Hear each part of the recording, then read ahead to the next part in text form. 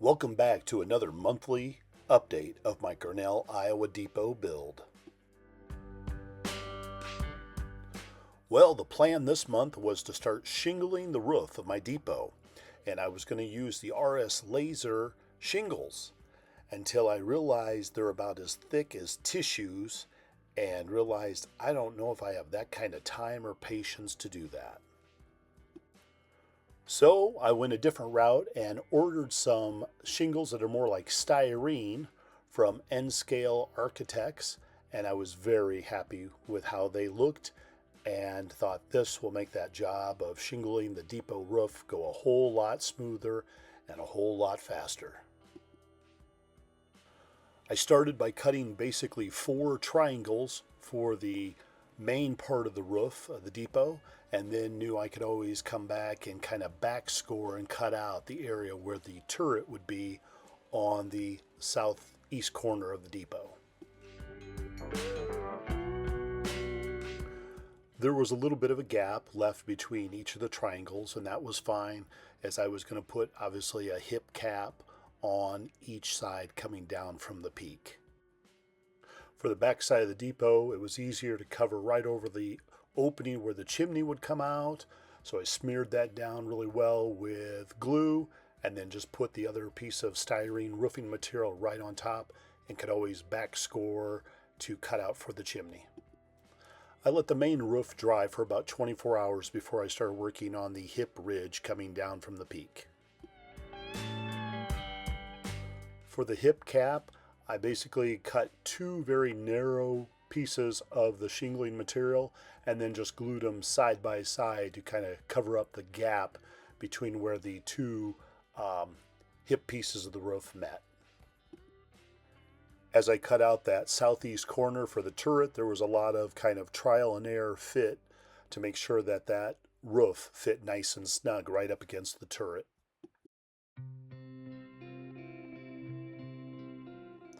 Once the main roof of the depot was done, it was time to focus some attention on that train shed and kind of give it the same treatment.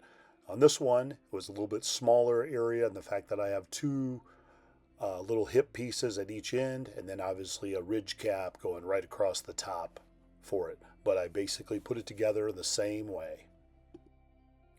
For the depot and the train shed, I let those hip roof pieces just go a little long, let them dry, and then I trimmed them off to fit.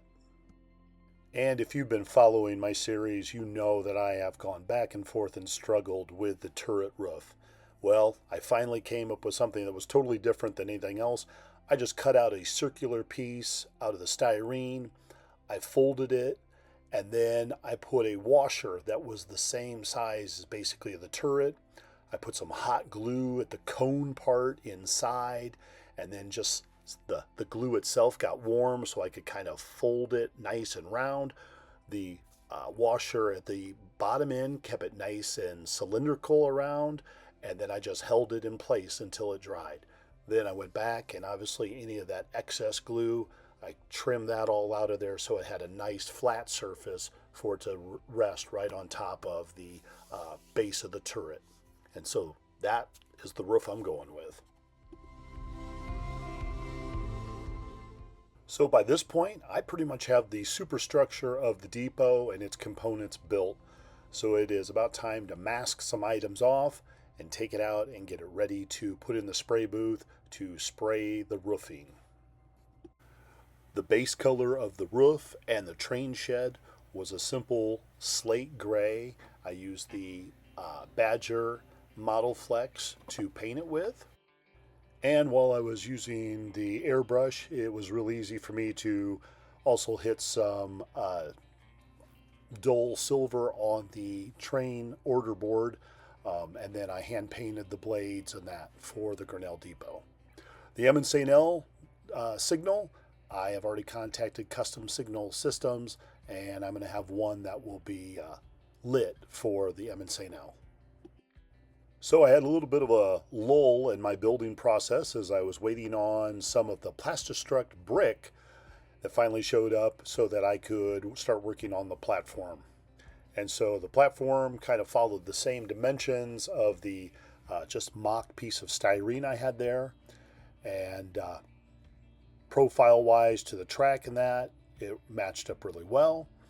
And then obviously I also wanted to do some things to make sure I had enough clearance for the passenger cars, because where I have the depot, it swings right off into the peninsula, and I wanted to make sure that the cars were not hitting the side of the platform roof.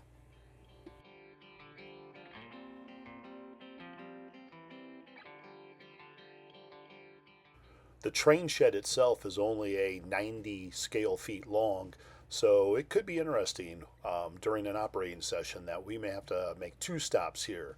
Once for maybe the baggage and head end and coaches, and then pull ahead to the signal and then load up the sleeper cars for some passenger trains.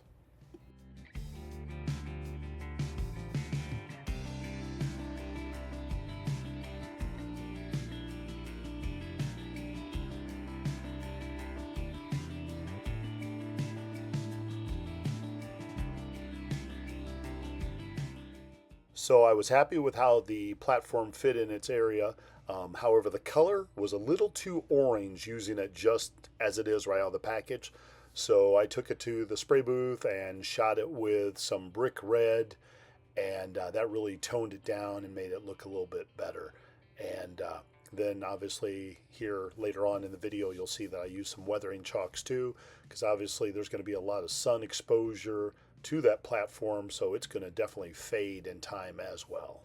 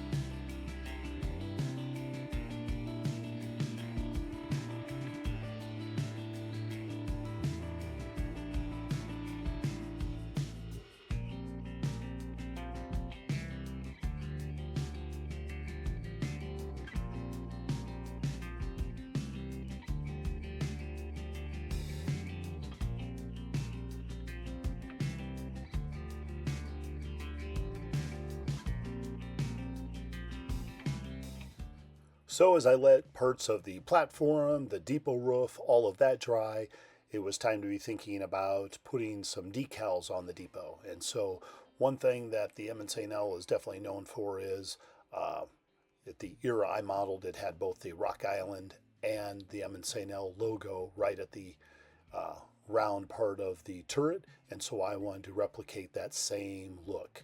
And so the Rock Island emblem was really easy to put on there. The M&L actually was three parts of the round circle, and then the black and white graphics, and then the little red triangle part.